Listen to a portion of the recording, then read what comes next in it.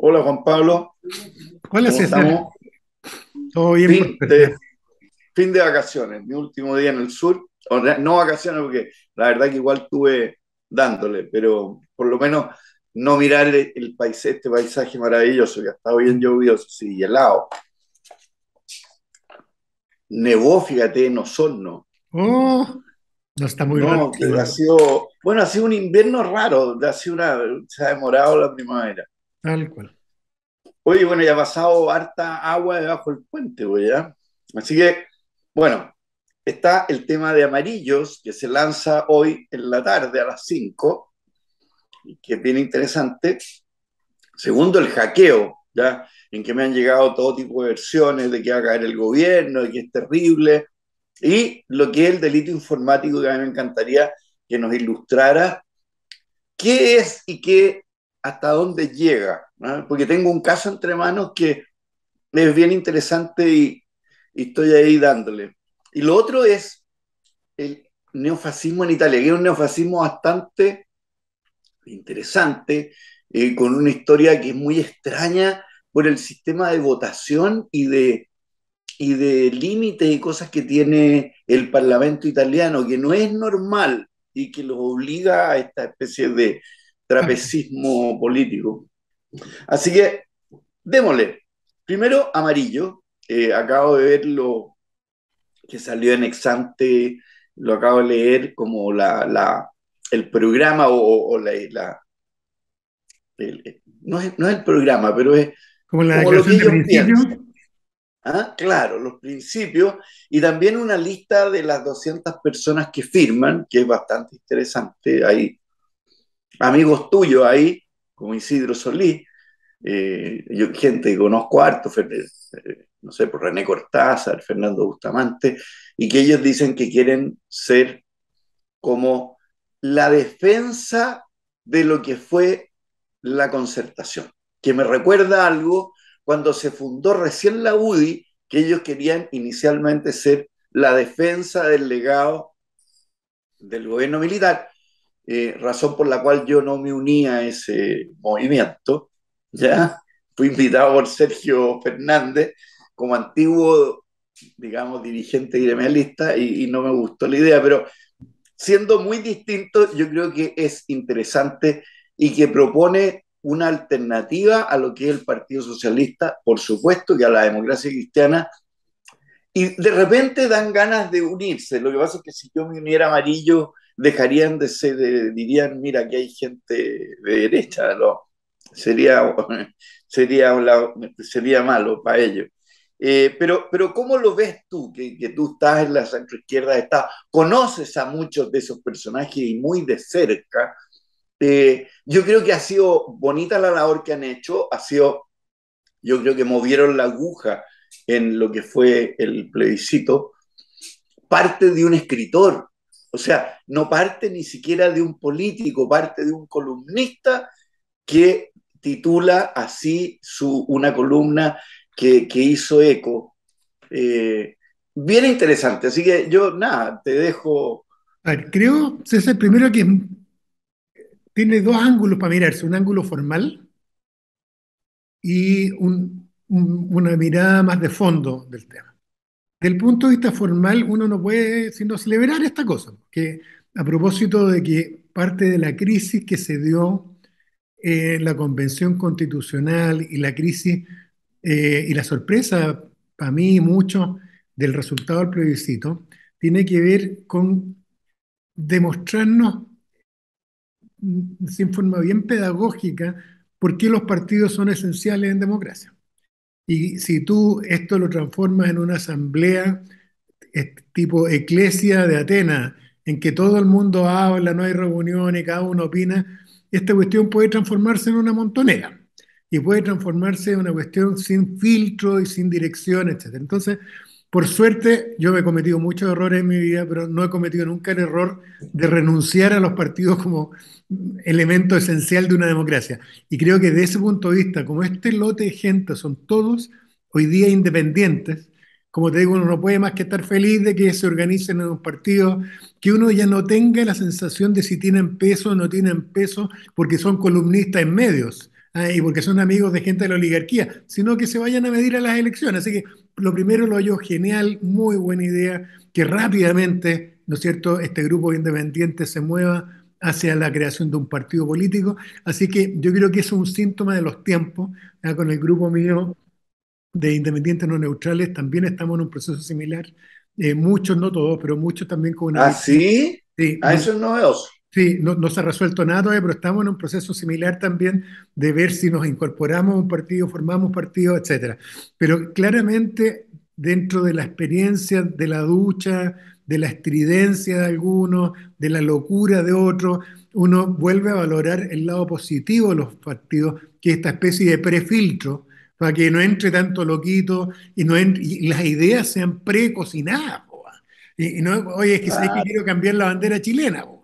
Entonces, yo creo que desde ese punto de vista, como te digo, es muy bueno y ojalá sea una norma, y que volvamos a alguna cosa que tuvimos en algún momento en la República, que ser activo en política significaba o militar en un partido o ser un cliente, alguien muy cercano a un partido político, pero reforzar que los partidos sean los canales, ¿no es cierto?, de la participación política. Así que eso lo hallo muy bueno. Juan Segundo, Pablo, y que entre gente valiosa a la política. sin duda, además que Mucha no salga gente todo el mundo huyó de la reluciendo. política. Si es que la política tiene el lado oscuro que todos sabemos. La política tiende a sacarnos a todos los seres humanos de repente cosas malas, nos hace ponernos ambiciosos, nos hace que de repente no tengamos el motivo colectivo, sino que solo la ganancia personal, en fin. Pero en el tema de fondo, lo hallo más interesante que el otro. El otro lo hallo un poco obvio, ¿no es cierto? Creo que hay bastante consenso en decir, ¿sabéis que esta tentativa de gobierno con independientes no funcionó? Y tenemos que hoy día volver a reforzar los partidos de todos lados. Es una forma de reforzar nuestra institucionalidad. Pero el tema más interesante es ese respecto al cual no tengo opiniones, más bien me interesa la tuya, que creo que cacháis mejor que yo el tema. Es qué pasa con el centro político. A propósito de lo que vamos a hablar después de Italia, a propósito del desparramo en Estados Unidos y la polarización en Estados Unidos. ¿Existe la posibilidad de tener el centro que teníamos después de la Segunda Guerra? A propósito de las democracias cristianas, ¿no es cierto? La CDU original alemana, la democracia cristiana italiana, la chilena, pero este centro político que era como un mediador entre la izquierda marxista dura en la Guerra Fría con la derecha imperialista media fascistoide, ¿no es cierto? Y que tenía mucho que ver. Y me gustaría más bien saber tu opinión, porque yo no la tengo. Estoy desconcertado mirando si se puede reconstruir un centro político. ¿No? ¿Qué opináis tú, César? Yo opino que sí, o sea, yo creo que, mira, en el, lo que pasó fue que había un 35% de personas que no votaron, ¿ya? Esas personas no solo no habían votado antes, sino que tampoco probablemente habían participado ni en el estallido social, ni en una pila de cosas. Y, y como que se les movió el piso entre lo que pasaba adentro y lo que pasaba fuera de la constituyente. Yo creo que ahí hay cosas mezcladas, o sea, el crimen, la macrozona sur, la inmigración, todo esto mezclado, ¿no es cierto?, con todo este La bochinche de plurinacionalidad. adentro. Todo, ¿te fijáis? Aquí yo estaba preguntando, por ejemplo, aquí a la gente en el sur, ¿ya? ¿Qué fue lo que más le molestaba? Y era el cuento mapuche, porque los Sí, tienen muy cerca y porque sí, los ha sí, afectado. Pero fíjate tú que nos abre un espacio, yo creo que le abre espacio al centro, lo que pasó le abre espacio al centro, y hay una cosa que la dijo la Jimena Rincón, que fue muy interesante, que fue justo al tiro y dijo, oye, no necesitamos los votos de los extremos, los tenemos, ¿ya? Y hoy día, aparentemente, de lo que se ha filtrado en las conversaciones, es que el único que se opone a toda esta cuestión es el Partido Comunista. Entonces, yo creo que sí hay un espacio porque tiene que haberlo, si este no es un país de extremo, este es un país de centro, siempre lo fue. Fue centro el Partido Radical, fue centro la democracia cristiana, fue centro de la concertación. Y una de esas épocas fue una época de relativo avance, sobre todo el de la concertación, no hay sí, que León de olvidarse eso. O Tarapacá sea, en su momento, cuando triunfa, es porque se mueve al centro. así es, así es. Ya, pero sigamos, Entonces yo sigamos, creo que sí hay, porque así que yo valoro que ustedes también lo estén mirando, igual que Amarillo, y igual que alguna gente de la democracia cristiana como Rincón y otros que dijeron no vamos a entrar amarillos, queremos armar nuestro propio referente. Me atemoriza un poco que se atomice. Tal cual. Pero va a ser un bonito experimento. Yo creo que va a ser, a ver, gente que sabe, gente con experiencia. A mí me gustó el tema y ojalá ustedes también se organicen y puedan hacer algo parecido. Me encanta, Y a yo mí me soy más encantaría. partidario que armar otro partido a propósito de la fragmentación. Yo soy más partidario que nos incorporemos a partidos. Yo creo que hay suficiente para escoger hoy día y lo que hay que hacer es reforzar los partidos existentes. ¿No crees tú que el Partido Socialista va a sufrir con este tema? Eh, Y yo creo que puede, a pesar de que lo he notado bastante mejor que en los últimos 20 años, yo creo Más que liderado. sí, están más, yo creo que van a resistir el golpe, pero los vas a amarrar. Y vamos al segundo tema que es el hackeo. ¿Ya? Hay muchos rumores de lo que salió, no, que lo que no salió. La verdad que los 400.000 está lleno de, oye, yo viajo mañana o hacemos esto, hacemos lo otro. Pero igual es grave que hay una vulnerabilidad. Estuve leyendo ahora que no es que hayan hackeado los sistemas, sino que hackearon los mails. Es lo más fácil, ¿sí? Igual es complicado dentro de el Estado Mayor Conjunto se transmitan las cosas por mail. Es como, a ver, es muy primitivo, ¿ya? Y llama la atención. Y la pregunta que sigue es, ¿cómo estamos nosotros? ¿Cómo persigue Chile el cibercrimen, el robo de datos o el crimen cibernético?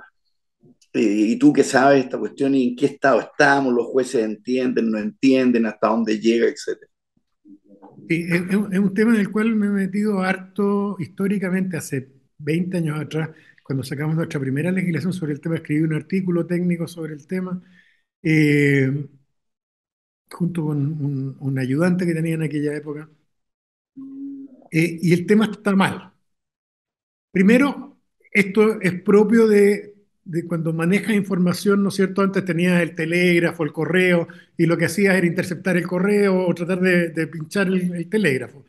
Esto ha existido siempre por razones obvias, por la relación que hay entre la administración del poder, sea social, político o económico, con el manejo de información.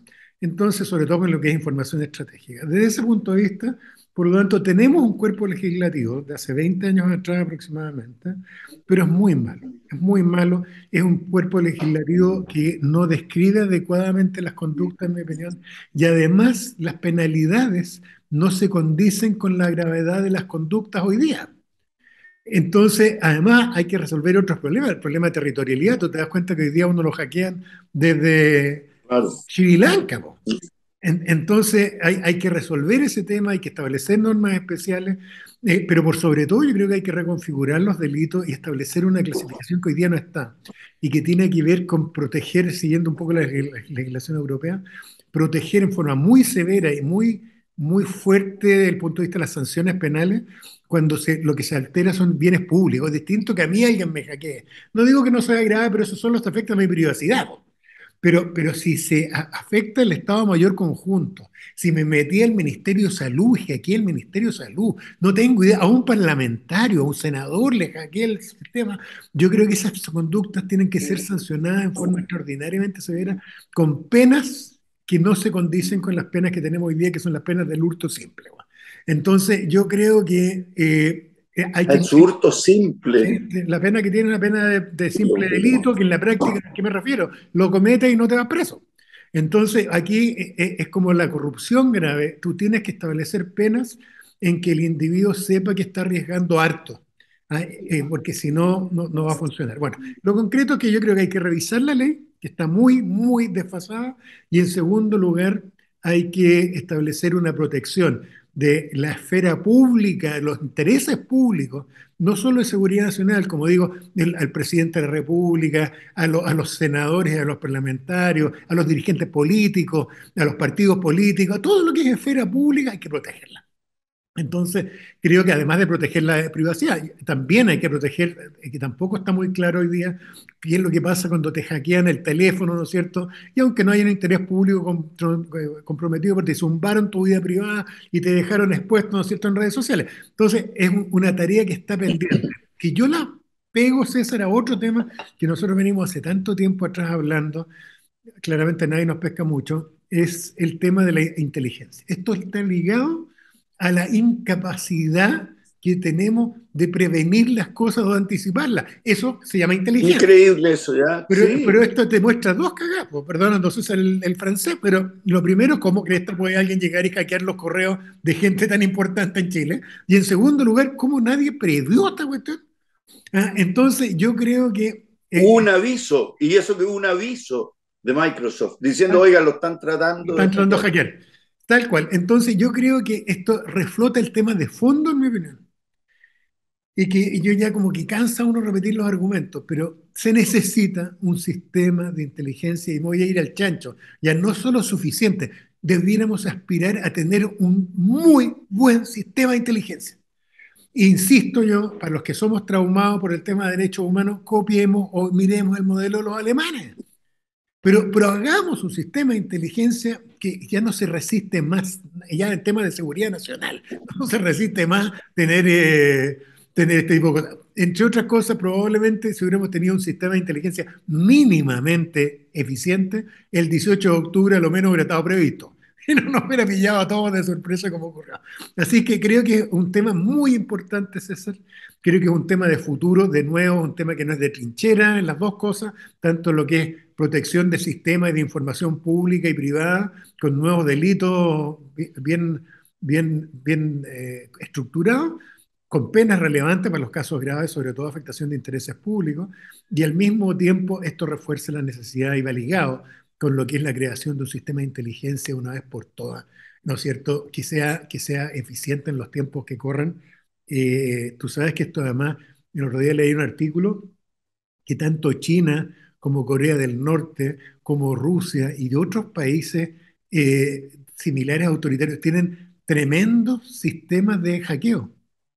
Y hay casos Seguro. comprobados de intentos de hackeos chinos a países europeos, a Estados Unidos. En fin, de repente nos va a pillar a nosotros. Entonces, esto es un tema de seguridad nacional el tener un sistema protegido, nuestro sistema de información, ¿no es cierto?, y de datos. ¿Para qué decirlo? Que son de defensa nacional. O sea, eso ya es.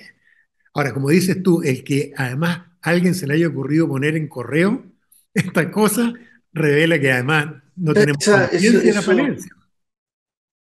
eso son, a ver, problemas ya de doctrina, como dicen los militares. O sea, una cosa delicada. Ni en los privados nosotros tenemos una cosa delicada, ¿no? A ver, lo último que hacemos es un mail. O sea, a ver, Uno ya por último sabe, un pues si todo WhatsApp. el mundo sabe, Pero, lo que mandas por teléfono te lo pueden pillar, lo que mandas por correo te lo pueden revisar y por lo tanto, si esa información, te pongo por ejemplo, estás discutiendo, bueno, hay no temas sensibles públicos, estás discutiendo un secreto industrial con alguien, de verdad sensible, bueno, tienes que hacerlo de una forma que sea 100% segura, no lo puedes hacer. Si estás discutiendo un acuerdo político sensible, tú no podés poner las cosas por escrito porque sabes que te pueden, el día de mañana te vaya a enterar tipo, por la radio Bio Bio. dime una cosa, y tendremos por otro lado, a uno lo que llama la atención es, bueno, tiene el Ministerio de Defensa en este caso y todas las reparticiones que tienen abajo, los equipos suficientes como para construir las defensas, porque uno se acuerda, te fijáis, del caso Huracán, y uno dice, qué cosa más burda.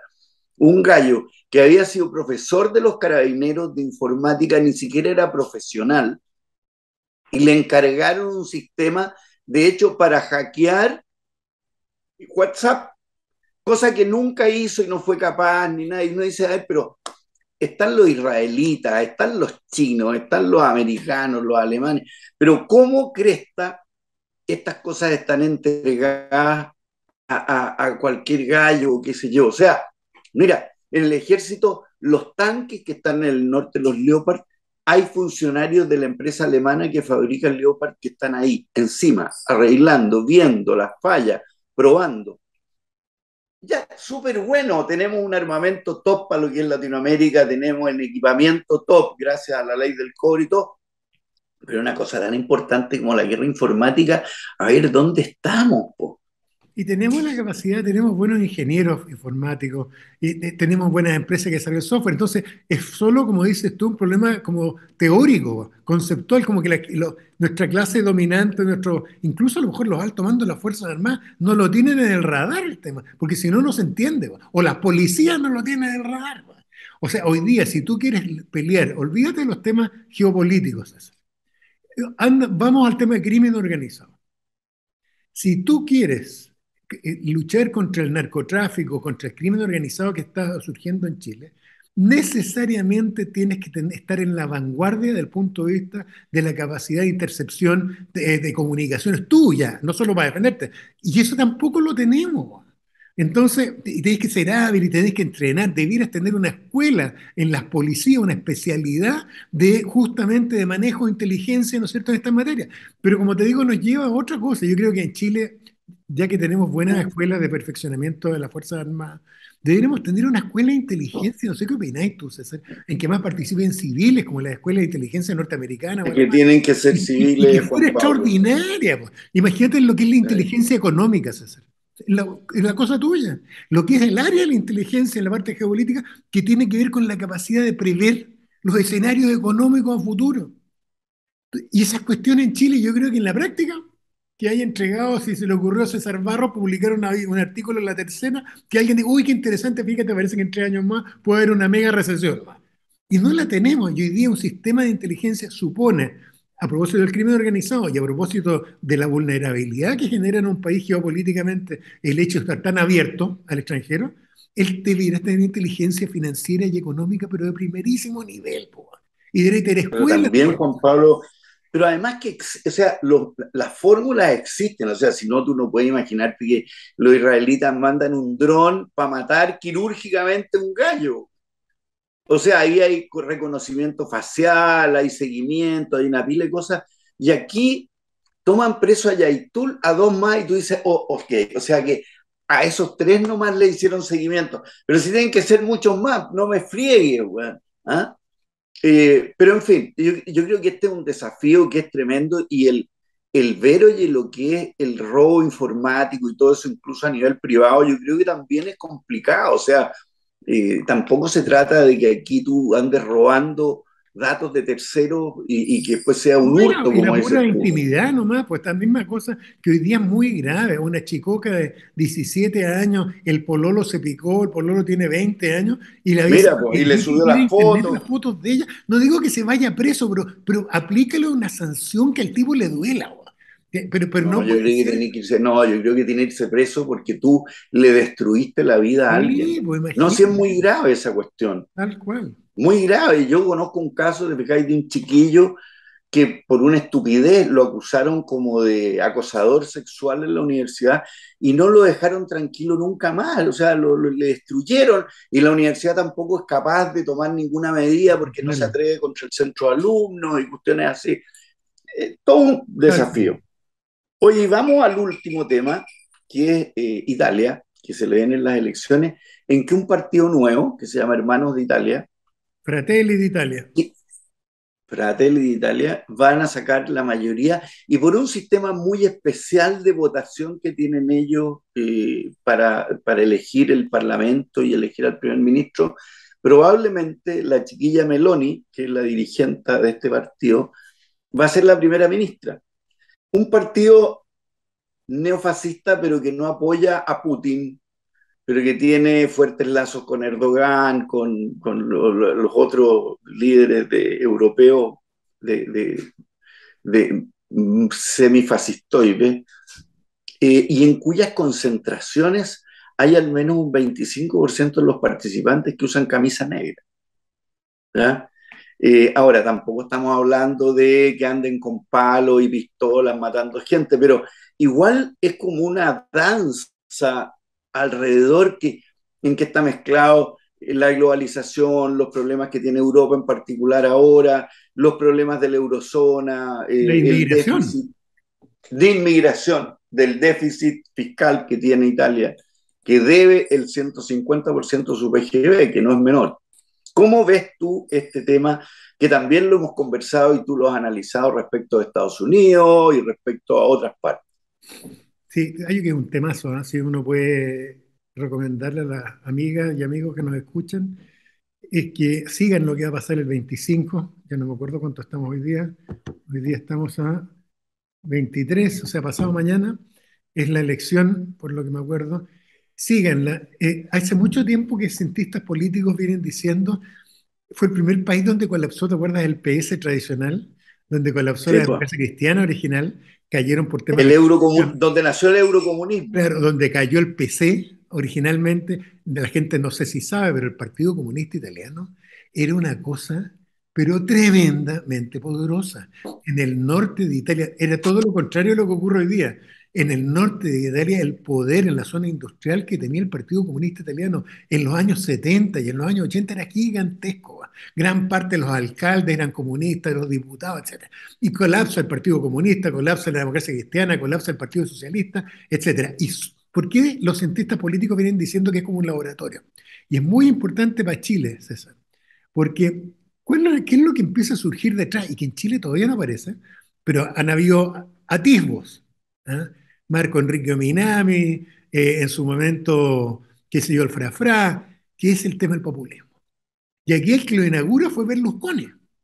¿No es cierto? Que es como el abuelo de los neofascistas. Berlusconi, 11 años en el poder, con esta empresa parecido a Trump, ¿no es cierto? Uno le suena mucho a Trump, mujeriego, bueno para las prostitutas, para las partusas con niñas jóvenes y su fanada. Un gallo, literalmente, yo no soy bueno para ser catón moralmente, pero un gallo que como que no tenía mucho principio dentro de No, nada, desatado, po. desatado completamente. Y este gallo se va hacia el populismo y detrás, en el vacío que dejan los partidos de izquierda y de centro de tradicionales, empieza a surgir el movimiento Cinco Estrellas, ¿te acuerdas? Cinco Estrellas, que es un Bepo, movimiento muy con cosas populistas. Por ejemplo, Cinco Estrellas trae el tema de la democracia directa, pero Suiza, un chiste, todo democracia directa y todo con voto directo a la gente, etcétera. Pero en paralelo van surgiendo estas agrupaciones en la derecha, primero regionalistas, después antieuropeas, y después el tema, ¿no es cierto?, de la antiinmigración y el pololeo con el fascismo. Yo tengo la impresión que es una respuesta lamentablemente normal, César, y se da tanto en sectores de derecha como de izquierda. No me llamaría la atención que excomunistas italianos estén hoy día flirteando con los partidos neofascistas, porque lo que tú haces es, parece ser, hay un momento, a propósito de lo que vivimos nosotros en el último plebiscito, en que hay un momento que la sensación de caos te angustia y buscas contrarrestarlo con orden. Y ese orden en Italia suena a fascismo, suena, ¿no es cierto?, a Mussolini, ¿no es cierto?, a los fachos de combatimiento y toda esta cuestión que surgió a partir de los años 20. Y entonces es una vuelta al orden y al mismo tiempo creo que, fíjate la palabra que voy a usar, César, a la autonomía, porque el otro tema, así como la inmigración ha marcado y ha generado un auge enorme el neofascismo, también el tema de la Unión Europea. A propósito de lo que pasó en los Inglaterra, burócratas de Bruselas. claro, la cosa anti-Bruselas, anti-burocracia de Bruselas y esta sensación de autonomía, de quiero volver a ser autónomo y no quiero depender Brexit. de lo que opina de los Brexit. Entonces hay que estar súper atento. Yo creo que hay que mirar a propósito de lo que pasa en Chile, César, y por eso que yo creo que uno debiera armar un movimiento cruzado de defensa de los partidos políticos y de defensa de las bases democráticas, porque aquí yo creo que el juego en los próximos años en Chile y en el extranjero, en los países más desarrollados, no va a estar en los proyectos per se de derecha o de izquierda. Hoy día corté una conversación hace poco rato por teléfono con un amigo mío, un abogado norteamericano que sabe, que obviamente es muy atento a los temas y me dice, comentando lo chileno, me dijo, la crisis de ustedes no es nada al lado de la crisis que tenemos en Estados Unidos. Y hoy día la crisis está entre lo que creemos en el sistema democrático versus lo que no respetan el rule of law y no respetan el sistema democrático. Entonces, si perdiste las elecciones, imagínate el drama, en Chile nunca hemos llegado a eso. Si perdiste la No. elección, no reconoces el triunfo y te dedicas a convencer a la gente que perdiste. Entonces, en Italia hay algo parecido, hay un descontento y desconfianza con el sistema que hace que nos saca lo peor de una comunidad. y que nos vamos al fascismo de izquierda o de derecha, nos vamos al autoritarismo y cagamos el sistema democrático. No hay que olvidar la situación de Orbán, ¿no es cierto?, en Hungría, y la situación en Croacia, que es parecida, la situación en Rumania, en Bulgaria, está lleno de países y que En dicen, Polonia. Polonia, y que dicen que no apoyan a Putin, pero por debajo los ha financiado Putin de hace mucho tiempo. Entonces, Claro. yo creo que es un temazo, César, hay que seguir atentamente lo que pasa y por sobre todo me importa otra cosa, lo que le tenemos cariño infinito a este país, pues, y es aprender las lecciones de afuera. Aquí la salida de Chile, cualquiera sea, y cuando uno es demócrata tendrá que aceptar lo que opina la mayoría, la salida que escojamos institucional tiene que ser una salida que vamos a tener que defender todos. Nos haya gustado más o menos o el sistema, porque vamos a tener que defender el Exactamente, modelo republicano democrático. tal cual. Y además es aterrador conversar esto desde Latinoamérica, desde Argentina, a propósito del populismo y el fascismo, ¿no es cierto? A propósito de Perú y el desparramo institucional que hay en Perú, en Bolivia, en fin, todo nuestro barrio. Malo, malo. Oye, ya, vámonle a película, libro, restaurante. Oye, una recomendación fuerte, la cosa, fuerte, en que esta es una serie que se llama Los pecados de nuestra madre, terrible, Netflix, que muestra el lado oscuro de la cultura norteamericana. Los que le tenemos cariño al sistema político norteamericano, sabemos que siempre tenía una pata coja, que le intuyeron los padres de la República, que es la religión. Y Sí. por eso ellos pelearon tanto por la separación originalmente, en 1776, por la separación de la iglesia con el Estado. Y esta serial va a mostrar hoy, estos todos son acontecimientos de los últimos 2 años, va a mostrar literalmente la locura que puede ser llevado a la libertad religiosa en Estados Unidos. Así que feroz el tema, hace pensar mucho sobre la condición humana además, y la religión. No hay que olvidar, yo soy ateo, así que no, pero que la religión siempre ha tenido las dos caras. La cara sana del rito que unifica la comunidad y el fanatismo religioso y la cosa medio delirante religiosa que lleva a justificar quemar ciudades enteras y que Dios los separe después. Entonces, bueno, esa es como película. La serial entonces en Netflix se llama Los pecados de nuestra madre. Como libro, llegué de rebote por lo mismo, yo soy fanático de estudiar desde el punto de vista de la ciencia política, de la teoría política, el fenómeno del surgimiento de la conquista al oeste en Estados Unidos. Mirando, estudiando por ese lado, me topé con los 49ers, ¿no es cierto? El gran impacto Y pues, que tuvieron en California. Los chilenos, todo esto revisando libros norteamericanos, me topo con los chilenos y las comunidades y un bueno, campamento chileno, las oye, peleas, pero las calles de San las Francisco, calles, Talcahuano, tal cual, Rancagua, pero los miles de chilenos, y me topo de repente en la ignorancia que uno tiene, no hay que olvidar, yo soy aficionado, me encanta la historia, pero soy ignorante, y por lo tanto me sorprendo a cada rato y descubro que Vicente Pérez Rosales es un personaje en la historia en California por su participación en el año 49 hasta el 52, si no me falla la memoria, en estas comunidades que surgen mineras. Yo digo, ¿qué es esto? Me pongo a estudiar el tema. Mira, sí, el es libro que verdad. recomiendo es, que yo lo había escuchado nombrar, que son Recuerdos del Pasado, que está gratis, Oye, es estupendo, pero es estupendo, increíble, o estupendo, sea, estupendo. es de lo mejor que he leído, no solo por el Sí. viaje, en la vida de este personaje, uno lo hace película y no es creíble. No, uno se acordaba por Vicente Pérez Rosales, ¿no es cierto? O sea, perdón, uno se acordaba del viaje a Alemania, después la traía los inmigrantes de Pérez Rosales, pero la estadía de él en Estados Unidos, las balaceras en que participa defendiendo las comunidades chilenas, como puede ser cualquiera, el restaurante que monta en California, el incendio que le quema al restaurante, notable. Pero lo mejor del libro no es solo eso, es la descripción que hace de Chile hasta 1820, más o menos. Espectacular. Cómo era Santiago, cómo jugar. Descubrí que hacer la cimarra, la expresión de hacer la cimarra viene de esa época y que viene de cimarrón. Y él lo explica ahí. Y dice, no, usted también le decían, porque en mi época los que nos arrancamos del colegio nos decían que hacíamos Las una cimarra. marras, ¿no? Y yo no podía creer que seguíamos con la misma palabra. Y viene de cimarrón. ¿Ah? Y para los que no sepan, cimarrón eran la expresión que se usaba para los esclavos prófugos que eran rebeldes y vivían una vida de fugitivos como bandoleros de la ambiente.